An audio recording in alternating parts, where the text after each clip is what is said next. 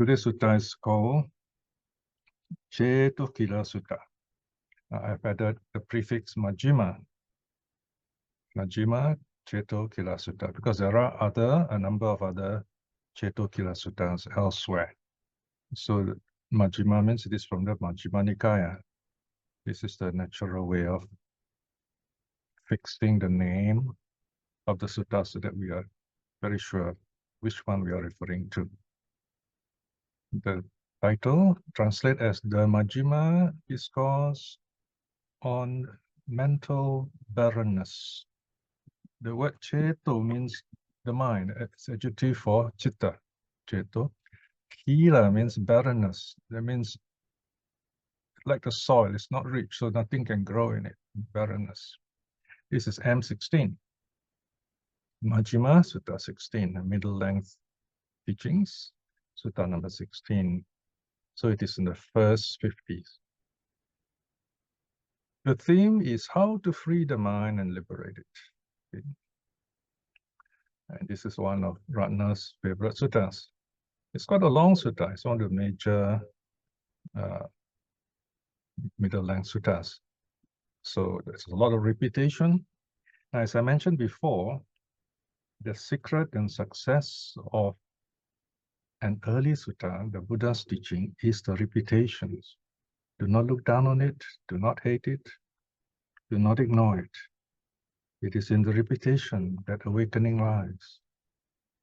Because the suttas are, you're not meant to know the sutta. Knowing is an easy sutta. Even scholars can do that. But I don't think any scholars are awakened by just knowing the sutta.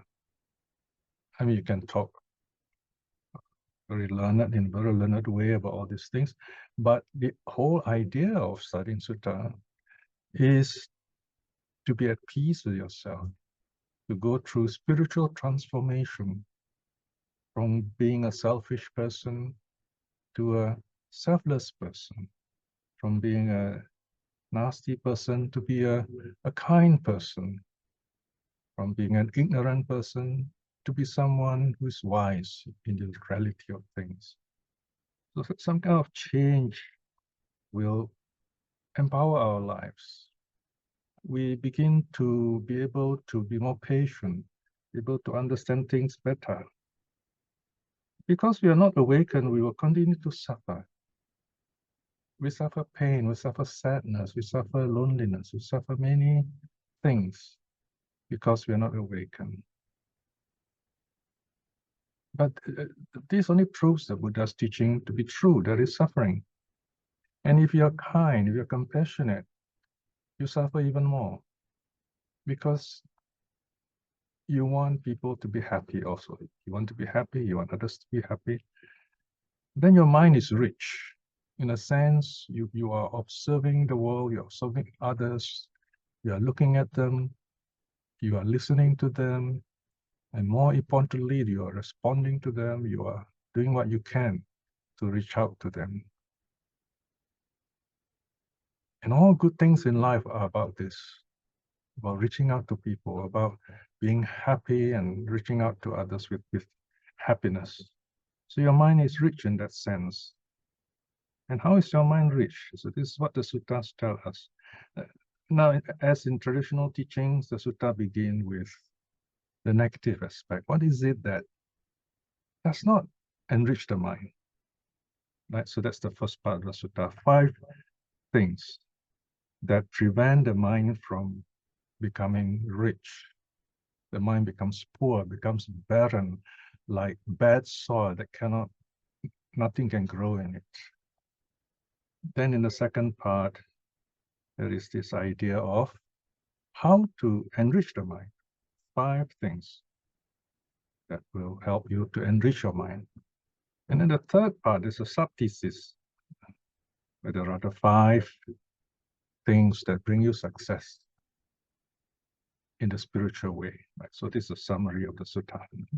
And there is a beautiful parable. The sutta closes with a parable of the hatchlings. We'll come to that in a while. Okay? So let's look at this sutta. There's a long study here, I think it's 30 over pages. Please read that, which notes yourself. We'll go straight into the sutta on page 224. Right, that's good. Oh, there's a typo already there. Majjhima with the M, not the N. So there you are. See, we need proofreaders. Proofreaders are very important people. You give the sutta this shine, this beauty and correctness so that more people can benefit from it. Those who read the sutta, they have this beautiful sutta given to them. Majjhima Cetokhila Sutta, the discourse on mental barrenness, M16. Now you see the number 101. This one refers to M1101. This is a PTS number, Pali Text Society number, page 101, in case you want to check the Pali. And this number 1 in front here is a internal paragraphing number. Sometimes the Pali Text Society paragraphing is not very systematic because this was done about 100 years ago by scholars, some of whom are not Buddhists.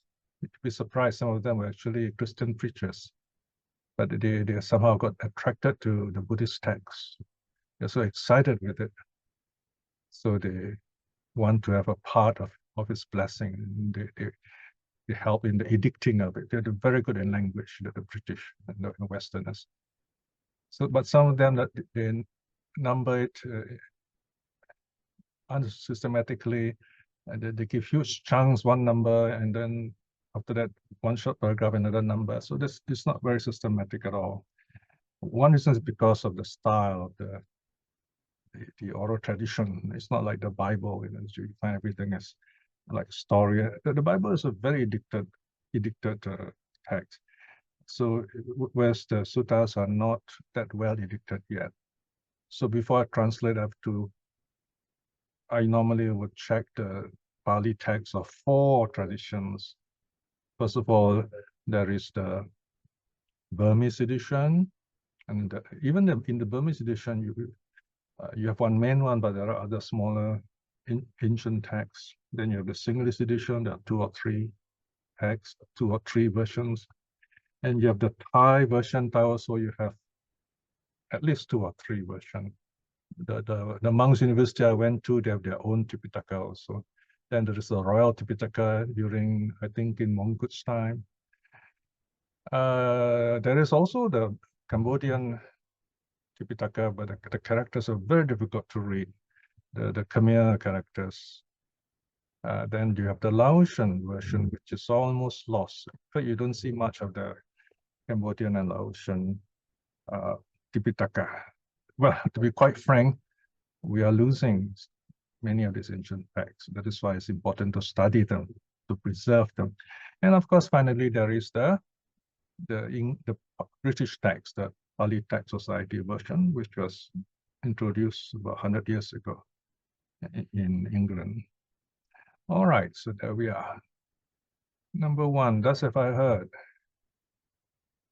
At one time, the Blessed One was staying in Anātha Park monastery in Jeta's Grove, outside Savatthi. Now, in Pali, you just get the words Blessed One, Anātha Park, Jeta's Grove, Savatthi. Now then, these words have got what are called inflections, conjugations, with which you decide how to translate into English. So for example, here you say in Anātha Park, and that park is located in Jeta's Grove. And Jeta's Grove is outside Savatthi. Now you can also translate as near Savatthi. But if you know the Buddhist text well, you won't translate in Savatthi, because Jeta's Grove, the forest, is not within the city, it's outside the city, right? So we normally say outside or near. Or if you're not sure, you say at Savatthi. So there are different ways of translating this, right? So I've chosen the word outside here, right? There, the Blessed One addressed the monks, thus, bhikshus. Okay. Now I've chosen the word bhikshus here because this is English, anglicized Sanskrit, bhikshu, from the Pali word bhikkhu. You can use the word monks if you like. Right? So I've used the word monks here when talking about the monks themselves, but when Buddha calls them, I thought we will evoke a sense of like the Buddha's talking to them using those Indian language, bhikshu, okay? And they reply, Bhante. Now here again, some translators translate as venerable, venerable sir, and so on, right? So I use the word Bhante because even today we call monks Bhante. It's such a nice word, so why don't we just use it? Here I always feel, I get goosebumps when I read this word Bhante. Bhante, the monks answered the Blessed One in essence. So if there are 500 monks there, we're talking about not just 500 monks, there are nuns, there are lay men, lay women, maybe 1,000 of them, maybe more. They're all in one voice saying, Bhante, that resonant voice. So you got to picture all this wonderful event when the Buddha is teaching. Right, so here the Buddha has decided what he's going to teach. The Blessed One said this, right? So nobody asked any question. The Buddha has decided to teach on this topic here. Indeed, bhikshus. Right, here we see the Buddha addressing bhikshus, right? He doesn't say bhikshus, bhikshunis, upasaka, upasika. He didn't make it that formal there. He just used the word bhikshu, right? Because this word bhikshu is a very significant word. It means almsman. It means renunciant. It means someone who lives on alms. The idea here is that the bhikshus are the people who committed themselves to the teaching, and they're always present in the major teachings. If the Buddha is teaching to a particular layman, yes, he may name the layman, but in this case, it's a teaching to a group of people.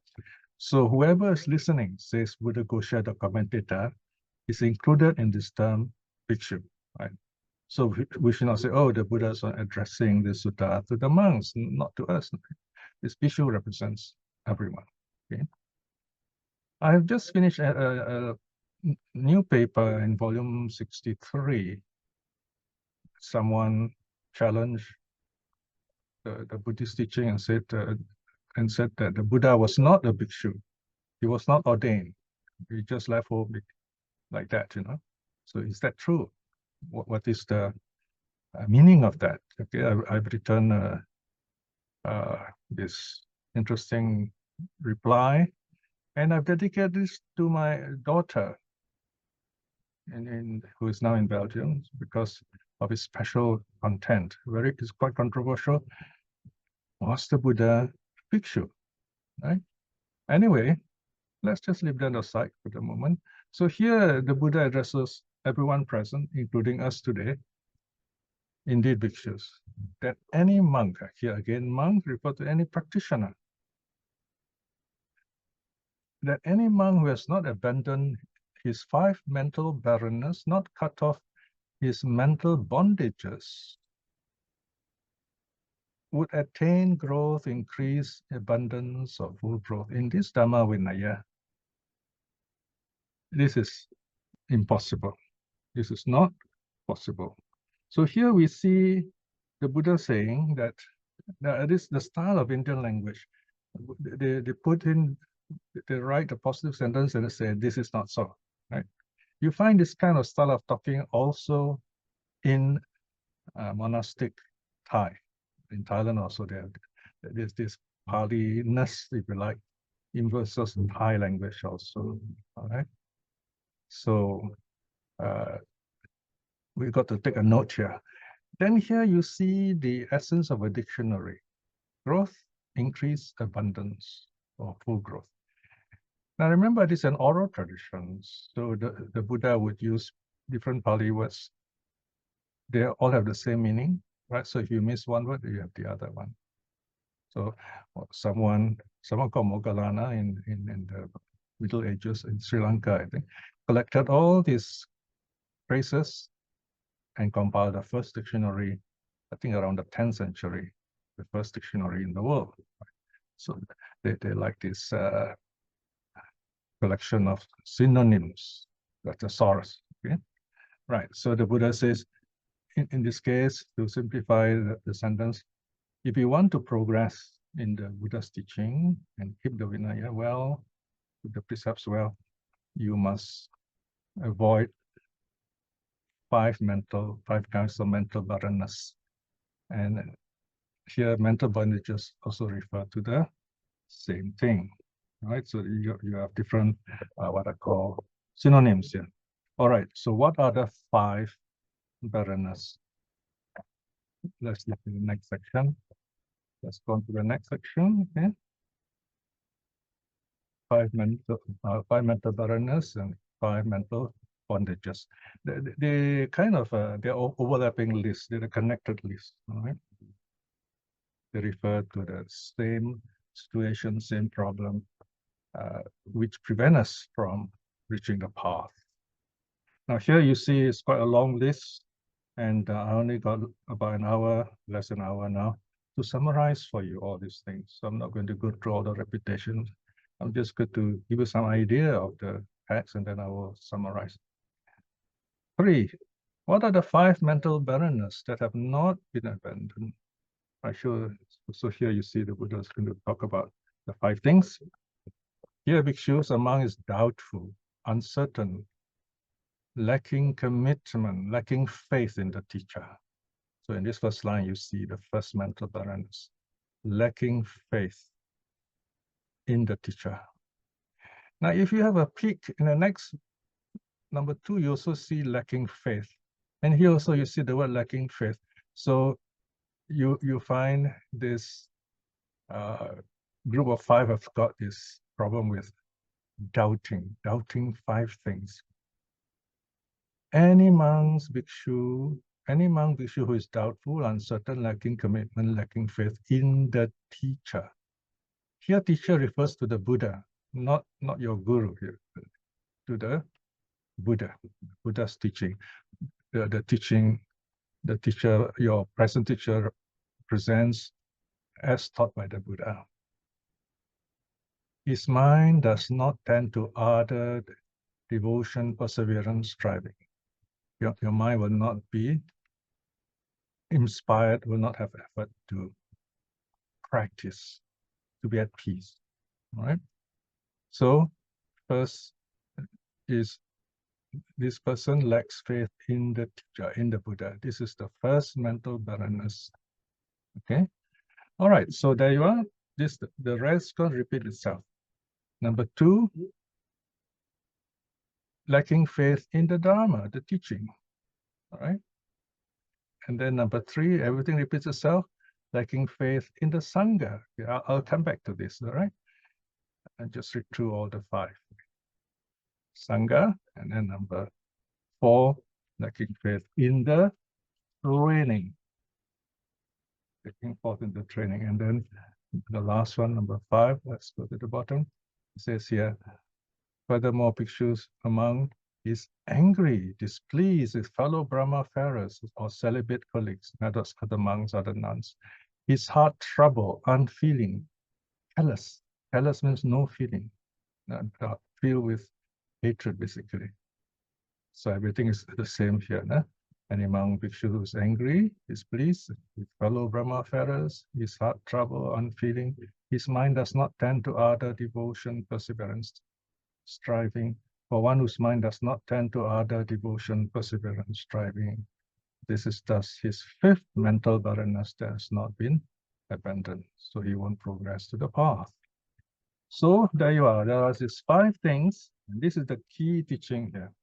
I have to explain to you these 5 things so that we know what it is that brings mental barrenness, that makes the soil not fertile at all, so that the Bodhi tree cannot grow in it. These 5 things are easy to remember. First are the 3 jewels, Buddha, Dharma, Sangha. And then the teaching. And the last one is avoid anger and hatred. What does it mean when we say this person has no faith in the Buddha? Well, there are many things we can talk about this. For example, they might think that the Buddha didn't die. Right? How can the Buddha die? They argue. He's awakened and so on and so forth. Well, the fact that the Buddha teaches impermanence, sabbes, sankara, anicca, means all things are impermanent. So the Buddha too is impermanent. The physical body of the Buddha is impermanent. He too will pass away. So the Buddha's passing away is itself a wonderful testimony, proof that his teaching is true. But the teaching doesn't die with him. The truth doesn't die. If the teaching is a book, if the teaching is the Tipitaka itself and nothing else, then the teaching will end. But the Tipitaka preserves the awakening experience of the Buddha. That doesn't die. That doesn't go away. Impermanence, suffering, non-self, anicca, dukkha, anatta, impermanence, suffering, non-self. It's there all around us. This doesn't go away. So even if the Buddha passes away, this truth is always there. Now, when we doubt the Buddha, that means we don't believe in him. We say, he couldn't have been a human being, because if he's so awakened and we start thinking about other things, we imagine him to be some strange super being, etc., etc. Instead of following the suttas, we try to imagine our own lack of faith and lack of perseverance to understand the sutta. So we don't have faith in Buddha. Or worse than that, we create our own Buddha. Like in Japan, they say, oh, there is this Japanese Buddha. That's the real Buddha. The other Buddhas, Indian Buddhas, belong to the past. Now we've got the new ones. All these are very serious wrong views. Now, of course, some of you may ask, what about people who worship Kuan Yin and so on? Well, let's put it this way. Kuan Yin represents the compassion aspect of the Buddha. So when people bow to Kuan Yin, they bear in mind this compassion. Okay? But they know the Buddha is this teacher. And to that extent, you see they're kind and they're compassionate to each other. And to that extent, it is good. It doesn't, of course, if it brings pride in them and they say, oh, only Kuan Yin is right, everyone else is wrong, then of course you have problems. So we can extend, we can tolerate a bit beyond the traditional teachings of Theravada in that sense. You can balance it up, enrich it, embrace people who do not fully understand the Dharma, but they need this compassion, they need this support in life. We give them that support. And then slowly we bring them in as they become more educated, become more learned. So to respect the Buddha is to take him as he is, as his story is told in the suttas and in the Jatakas and the commentaries. Take him as he is. Accept him as he is. Don't change his story. Find out more about what is his life about. His life is full of wonderful stories and symbols and meaning. And if you find difficulty in understanding some of those miraculous aspects of his life, I've written a whole article on it, The Miraculous Life of the Buddha. I've given it a bit of a tricky title, Miraculous, just to be a bit of eye-catching. There's nothing miraculous there, but something even more than miraculous, if you like, in the Buddha's life. There's so many symbolic gestures there, which we need to understand, right? So there are many wonderful psychological themes in his life, also, which are very meaningful today if you know psychology. So why should we doubt the Buddha? There's no good reason to doubt him. So this is the reflection on the faith in the Buddha. The Dharma, why should we have faith in the Dharma? Because the Dharma is everywhere, right? So this is one interesting thing where you can have faith, even without questioning. You can say, I accept it, everything is impermanent. And you won't be wrong, because everything is impermanent around us. So the Dharma is reminding us just this fact of impermanence. Whatever is impermanent will not be satisfactory. That's dukkha. Whatever is impermanent and dukkha has no abiding self, no abiding identity, no self. These are the three main ideas behind the Dharma. That's the Dharma is teaching, if you like. Dharma is reality. And thirdly, the Dharma is the path, where you practice this Dharma and you attain awakening. Right? So if you do not have faith in the Dharma, you're saying, oh, we cannot be enlightened. We cannot be enlightened. Sometimes we feel as if the teaching is so difficult, practice so difficult. No, I don't think in this life I may be able to become an arahat. Well, even in the Buddha's lifetime, not everyone, not so many people can become arahats. It's not easy. But then there is the path. As long as you understand and accept impermanence, you are prepared to see the world as it is. Things change. We all grow old. People we love and care for pass away. And that's the way things are. We accept that. The things we value also pass away. Nothing is permanent. So we see things as they are. And if you can do this, then when the worst happens, you become, you're ready. And if you keep your mind in this way, the sutta says, in this life itself, you will attain the path, stream winning, the first stage. Anicca Cakku Sutta, Sutta S-25.1. The Buddha guarantees us, telling us in this life itself, you get stream winning.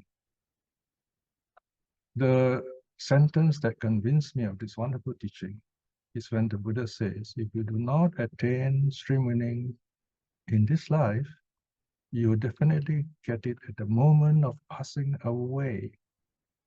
That last breath, that last karma, if you like, last thought.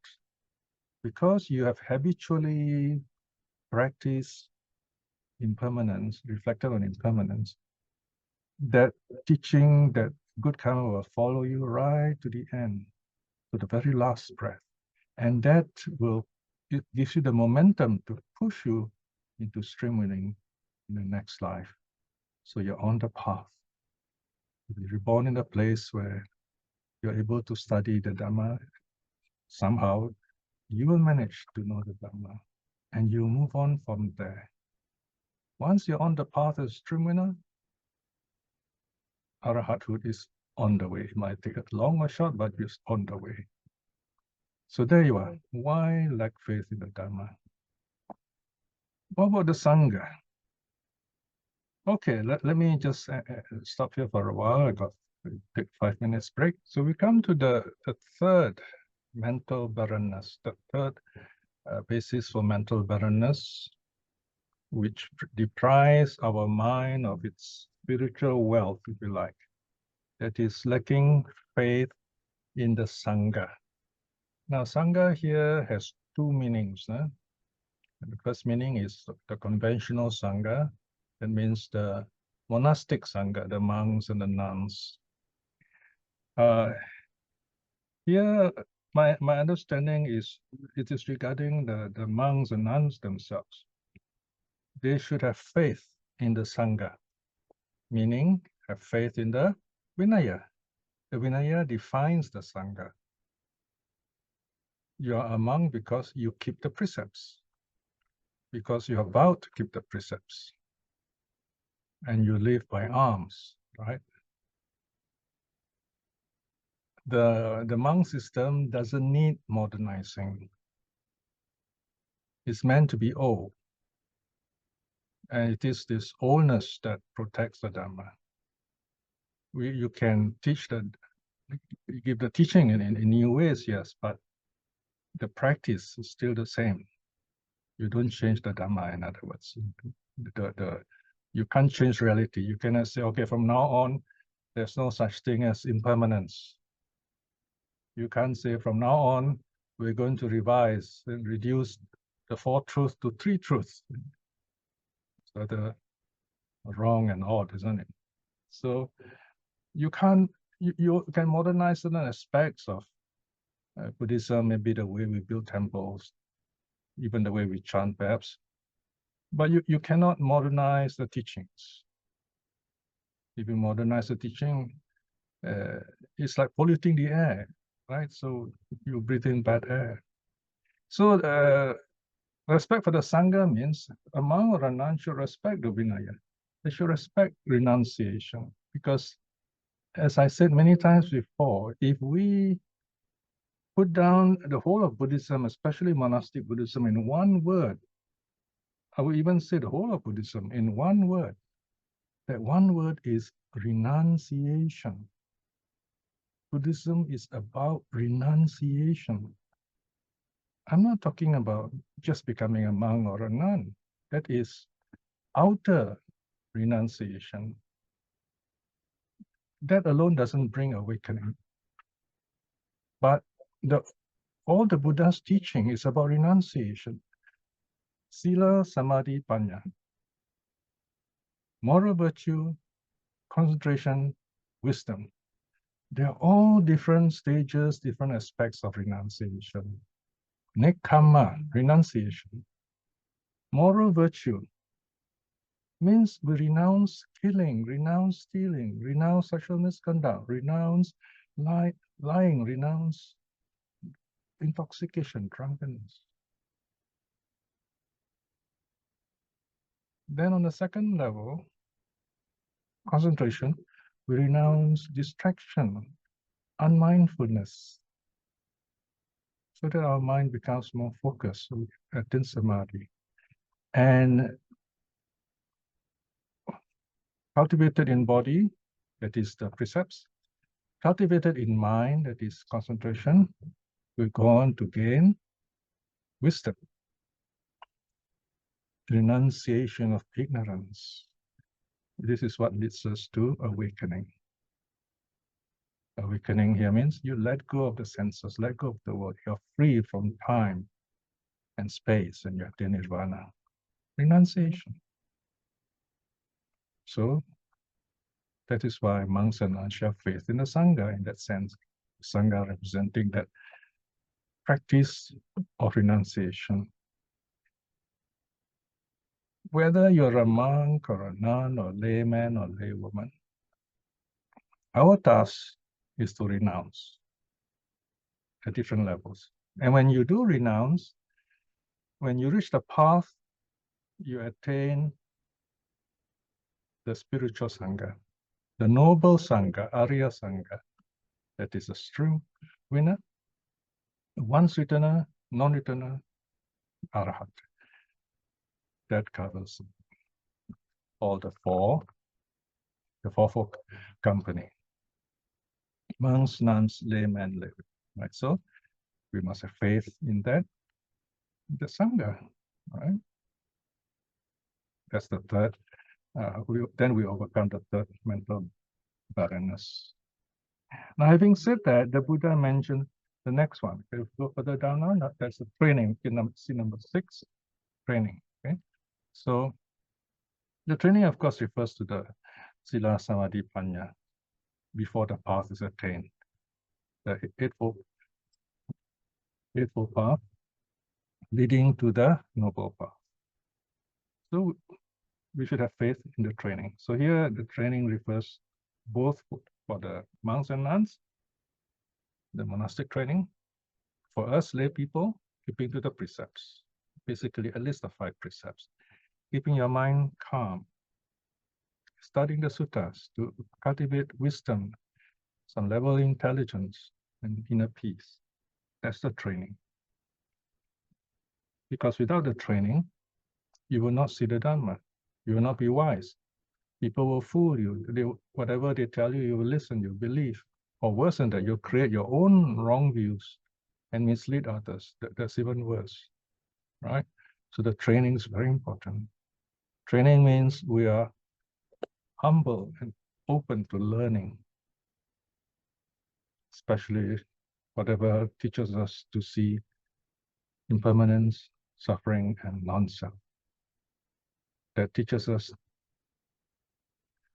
that we are more than ourselves, that we are not alone, there are others around us. So we have to respect them. That's why there are the precepts. But ultimately, it is our mind that we have to purify. Our mind, we have to focus and calm. So that is samadhi. And then there is this wisdom to see how everything is connected. Number 5, right?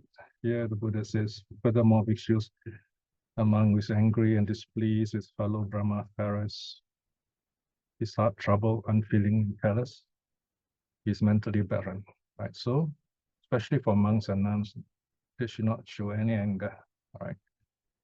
Because they are trained not to do so. Of course, for lay people like us, we do get angry. But once you got angry, the first thing you must know is watch this anger. And the moment you watch the anger will go away. The anger is the easiest of the negative emotions to push away, right? And if you can't, then later on, when you're more calm, look back and examine, why were you angry? What caused you to be angry? Of course, you can be angry in a silent way, like a fire hidden under some ashes, no? So we reflect on that anger, and then we discover the cause. Then we remove that cause, then we learn to be at peace. We remove the anger. Here, despite saying all this, you may feel the anger, although you don't express it. Even then, you examine, why are you angry? What are you angry at? We see something wrong. We see people doing wrong things again and again, and we don't feel happy about it. And we feel angry about it, but it doesn't really help. Try to do something that will correct this wrongness. Dedicate your life to something really selfless and wonderful that can free others from this wrongness, this thing that caused you to be angry. Do something good. Do some social work. Do some volunteer work. There's so many ways we can help society. So being angry is not very helpful. Yeah. But as I said, anger is a sign that you think something is wrong. So examine that cause and effect. Right? So you should not let the anger sweep you away and cause destruction. That's the meaning here. So this is the 5th mental barrenness. These are the 5 things. Lacking faith in the Buddha, the Dharma, the sangha, the training, and then showing anger. These 5 things make your mind very infertile, like soil that cannot support any useful growth. Now, the second part is quite easy, right? The second part here, oh yeah, there's one more here, mental bondages. Let's go down to number 8 now, the 5 mental bondages. Okay, here the Buddha said these are 5 things that have to be cut off. Now it's a bit more psychological. 8.2, here bhikshus. Now here you see the editors have not put a big number here, but they put number at the top. But it's all right, we can still follow it. So I put the brackets 1 here. Here bhikshus among is not rid of lust, not rid of desire, not rid of love, not rid of thirst, not rid of fever, not rid of craving for sensual pleasure. Here again, you see a series of synonyms. Yeah? Here meaning we are caught up with the senses every time. We see something, we hear something, smell, taste, touch, and we get carried away by it. We're lost with it. So do not get caught up with this. we can shut our eyes, we can move our necks, we can shut our ears, we can turn away. So we don't have to load ourselves, burden ourselves with all this negative sense input. If you get caught up with this, then you a lot of things to deal with, you'll not be very happy. So that's the meaning here. Sensual pleasure in a broad sense. No? Don't get caught up with it. Because if you get caught up with it, you see something nice, so that's what I want. You see something you don't like, and that's what I hate, and so on. And then something you're not sure about, and you're confused, or you ignore it, and then ignorance will build up. Okay, now number 2, what is the second bondage? Let's go down, further down. Number 2, I don't have to read everything, but everything repeats itself. Here, don't be bound to the body. Don't get caught up with the body. Right? Here meaning, yes, you exercise, you take care of your body, but the body somehow will still decay. Right? You can see, you look at all those movie stars, when they're very young, they look very handsome and pretty. As they grow old, you find they look like anyone else, or maybe worse than other people. So the body is such that it will decay, it will change, it will pass away. So respect the body, but don't get attached to it. Accept the body as it is, that it will change. This body is physical, 4 elements, it will change. Right? Now the next one, number 10. Everything repeats itself here, except one word. We should get rid of the last for form. Here, the keyword is form, rupa. No? Here, form is specifically mentioned. That means here you see things, you hear things, smell things, taste things, touch things, think things. You see them as form, you see them as an object. Right? And you are caught up with that form. You see it as something. You see it as a thing. If you are caught up with it and you want to measure it, you want to collect it, and you see it as a form, then your mind will get caught up, burdened by that thing, that form, that something. It's called akinchana. We make nothing, we make non-self into something, right? Then we are troubled, we get upset, angry, and so on. So this is the meaning of form here. So it's quite a deep teaching here, although the word is just form. You know? So we have to reflect on this. And then number 4 is quite direct, right? Quite clear, quite practical. Furthermore, bhikshus among and eats and overfills his belly, and dwells indulging in the pleasures of the bed, of lying down, of sleeping. In one word, laziness. Yeah? Here, especially for the monks are reminded not to overeat, to eat just enough for their health, not to stay in bed too long. They should rise before the sun, things like that. Okay? And of course, in the diet, they rest. Now, that is why, to practice this method, this practice of wakefulness, some monks don't lie down to sleep. They lean back on the kind of a piece of plank, about 45 degrees. Their body is resting 45 degrees, and they sleep like that. Some people have mistranslated this saying the monks don't sleep. I don't think it's possible, right? So some of the forest monks, they don't lie down to sleep. That's the meaning. Yeah. So this laziness, sleepiness, and so on is something monks need to overcome. And of course, it's good that if we can overcome this too. And this is the 4th mental bondage we should overcome. Number 5 is interesting. Number 5 here, 12, brackets 5. Furthermore, bhikshus among lives the holy life, aspiring for a certain host of devas. Thus, by this moral virtue, or vow, or asceticism of holy life, may I become this deva or that deva. So they become monks, or they do good karma. They want to be reborn in the deva world. Right? So here, what's wrong with this, we might say? Well, it's like going for a long holiday, you know, because you're enjoying such great pleasures, you just forget about Dharma training. So right now, as a human being with all the suffering, you have all the possibilities of awakening by just watching all those things.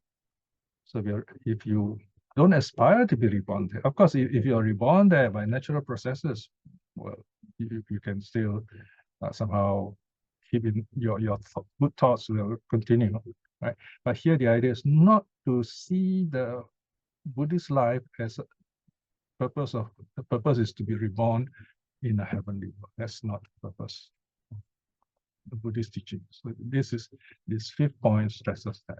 Okay. So the main teachings are done here, and I only need to summarize the rest because there's a lot of repetition, as I said. So section 14 to 19, further down, section 14 to 19 is just the opposite, the positive aspect. We give up all these 5 mental barrennesses, all right? And then the next section 20 to 25, we give up the mental bondages, all the things I mentioned on the mental bondages. Okay, so we go down to section 26 now. This is the last part, second last part. Then we'll finish it. All right. Section 26, the 4 bases of success. So this is a very positive teaching. He cultivates the base of success, that is the accomplishment in volitional formations of effort and concentration through zeal. Now, in simple terms, this means through chanda, resolution, through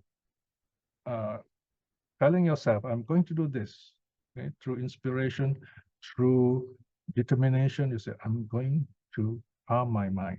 That's the meaning here, zeal. You attain that state of, the positive state of mind, right? Then number 2, further down, is energy, that you put in the effort, the actual effort is put in energy. And this builds up the mind. So this is number 3, number mind. And what is the purpose of that mind that you have cultivated? Is to investigate reality. So you investigate, you see within the mind itself, the rising and falling of the mental process, impermanence. You investigate the mind. And you go on doing it, exertion, that's number 5, okay? Number exertion. So there you are, you have zeal, energy, mind, investigation. These are the 5 bases of success, no? And they're called iddhipadas, okay? The first 4 are the 4 of them are the bases, and plus the extra one there, which is exertion, right? Then the Buddha say, if you do all this, 15, there are 15 factors here, right? The 10 positive ones plus the 15, 5 more just mentioned. 27, the monk who possesses these 15 factors, including exertion, is capable of breaking through, is capable of self-awakening, capable of attaining the supreme security from the yoke. In other words, able to break free from whatever holds us back in suffering. So here, the sutta closes with this beautiful parable of the hatchlings. Suppose, bhikshus, there were a hen with 8 or 10 or 12 eggs, which she properly broods, properly warms or incubates, properly hatches. Even though she may not wish, oh now, may my chicks pierce through the eggshells with the points of their claw or spur or beak and break out safely, yet the chicks are capable of piercing their shells with the points of their claw or spur or beak and hatching out safely. Okay, you got to go further down a bit, please. Yes. Even so, bhikshus, a monk who possesses these 15 factors, if you have these 15 factors, including assertion, you are capable of breaking through, capable of self-awakening, capable of attaining the supreme security from the yoke. Right? So there you are. Awakening will come naturally when you practice all these things you've just learned. Having faith in the Buddha, Dharma, Sangha, the training, and not showing anger, overcoming all these 5 bondages, and cultivating the 5 bases of success. All right, we'll end here with 5 minutes more.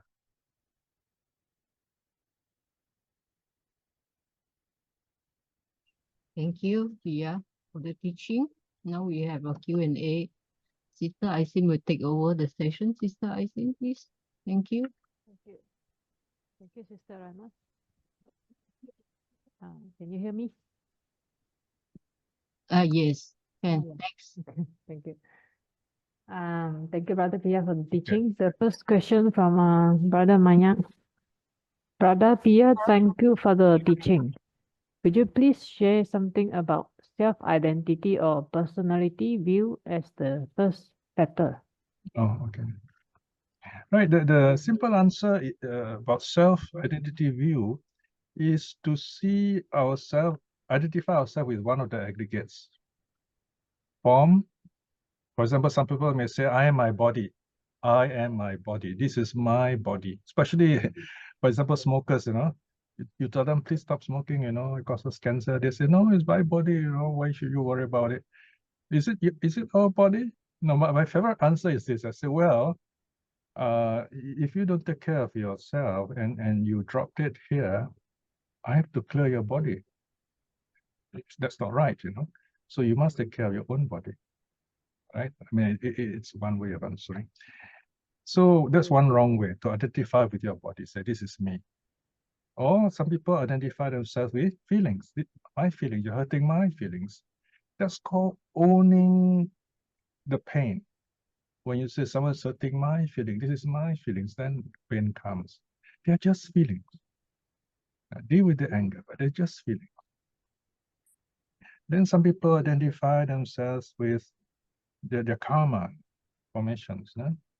Now, this is not exactly wrong, but then again, we don't want to put too much self in the karma. We do the actions, but we just let it go. And then some form, feeling, perception, some identify themselves with their memories of perception. They're so caught up with their memories that they're not happy. And then finally, consciousness. Right? That is a bit tricky. We identify with consciousness. This is actually quite common, so we don't even know it's happening. So we have to kind of learn to let go of all this self-identity. Right? So this is the basic meaning of self-identity view, not to identify ourselves with any of the 5 aggregates. Okay? All right. Okay, thank you, Brother Piya. There's no question in the chat box at the moment. Any brother and sister would like to ask, you can unmute yourself to ask a question. Thank you. You have about a couple more minutes. Brother Piya Tan, could I ask a question? Can you hear me? Who is that? Casey. Yes, Casey, yes. Yeah, just as a follow-up to your comment that we should not associate too much with our aggregates, with our consciousness and so on, and owning the whatever. Then how do we draw the line about taking responsibility for our actions and so on? Good. The social responsibility of doing something and saying that I'm wrong and making amendments. Okay. Wait, just hold on. I can't see your video, Casey. Can you see? I go and check.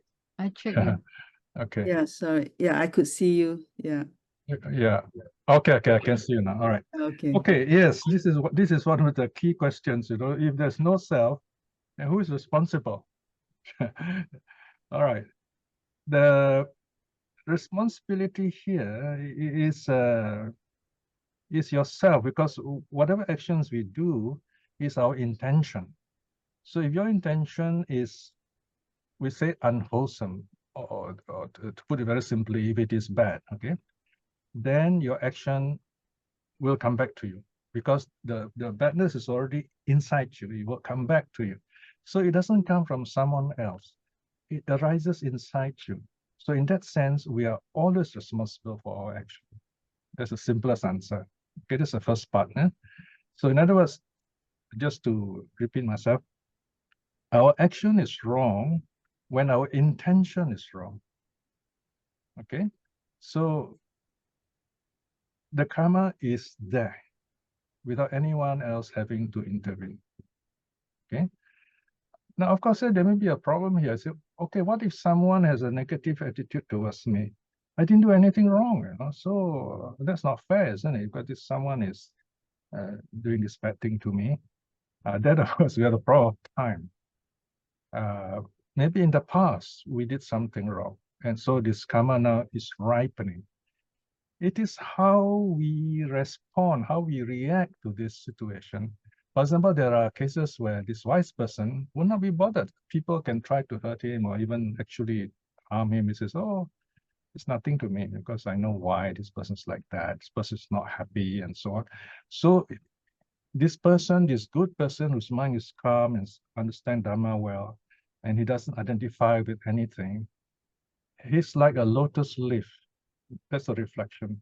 When water drips on the lotus leaf, the water just runs off. So for a good person, even when there are bad things coming upon him, this it doesn't affect him.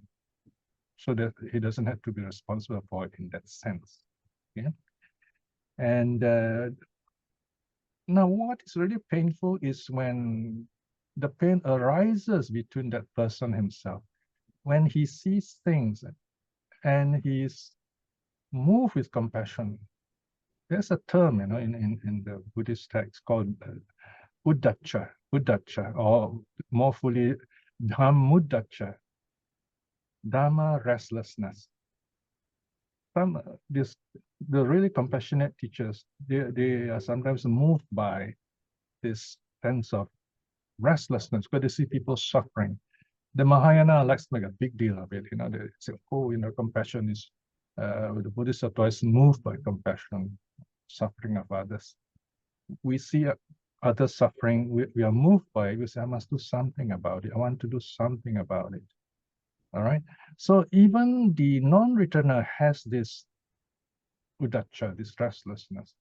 And because he takes responsibility of this restlessness, he's not able to awaken.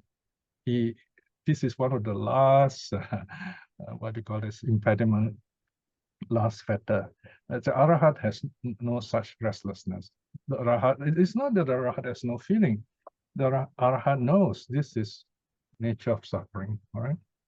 The lesson here is that we are responsible for our action by we should not have any negative thoughts, so that our actions do not have negative effects. If the negative effect arises in others, it's not our fault. It's the other person's own karma that has fruit. But that doesn't mean we say, oh no, it's not my karma, and we just kind of wash our hands. No, that's the easy way out. We know that, but as compassionate people, we say, I still should do something to help this person. We try, that's when wisdom comes in. We try to teach this person not to learn how to see things as they are and not suffer. Okay. It's a bit, I hope the answer is not long-winded, but it's not an easy question. So the answer lies in all that. You can replay the recording and listen to it again. This idea of non-self flowing through our actions. All right. So we are responsible for action in that sense through our intention. Simple answer is through intention. Okay. So so sometimes when we have, we make some unwholesome actions and we realize it, Mhm. we have to make amendments, but not to let the worrying and all these and Yes, yes. sorrowfulness, because that is unwholesome. Very true. Right. Yeah. Okay, yeah. That part is important also. That is why there is another teaching called, there are a couple of terms. One is yoniso manasikara, meaning wise consideration. Another one is recollection, mindfulness. You recollect the past action. Another one is examination. You examine what went wrong. Why are you feeling like this? Okay. The simple way is self-reflection. Right? So I always tell people, it's all right to make mistakes because mistakes happen to the best of people. And even when we don't have intention, sometimes mistakes can arise. Sometimes you may even say something good and it's misunderstood. So what you do is later on in a quiet moment, you reflect on those things. What went wrong? Number one, follow the Four Noble Truth principle. One, the truth, the suffering. What went wrong? Okay, define it. Number two, why did it go wrong? Yeah, something I said, it was misunderstood, like this, okay? And number three, how do I correct this? That's the third noble truth, right? How do I correct this? And then number four, the correction. You make an effort to amend it. Of course, this last part may take some time, okay, or some doing even. So reflect on your action. Right? So it's okay to do something wrong, but you must not stop there. You must reflect what happened. How can I prevent this from happening again in the future? Okay. I hope that helps. Thank you. All right. Any more questions? So time's up already. Any quick questions? If not, we'll end here. Okay. All right. Well, I'm very happy I finished another sutta with you all. It's so wonderful to have you back with us. Teaching Dharma is not always easy. You have to prepare yourself. You have to remember the teachings. And yet, most important thing, you're reminding yourself of the Buddha's teachings that you too, I too, can practice it. And together here, we rejoice because the suttas are still with us. So it's the time when we should calm ourselves and send our wonderful thoughts to ourselves. May I be well, may I be happy, tell yourself, may you be well, may you be happy, have peace with yourself so that you can continue to study and practice the Dharma and share this joy with others. Send these kind thoughts to others, to your loved ones, your teachers, your neighbors, and others, even people who may not be kind to you, so that they will understand themselves better and wiser. And finally, we close in gratitude to the three jewels, the Buddha, Dharma, and Sangha. Arahang Sama Sambuddho Bhagava. Buddhang Bhagavantang Abhivademi. Swakato Bhagavata Dhammo Dhammang Namasami. Supatipanno Bhagavato Savaka Sangho Sanghang Namami. Sadhu, sadhu, sadhu.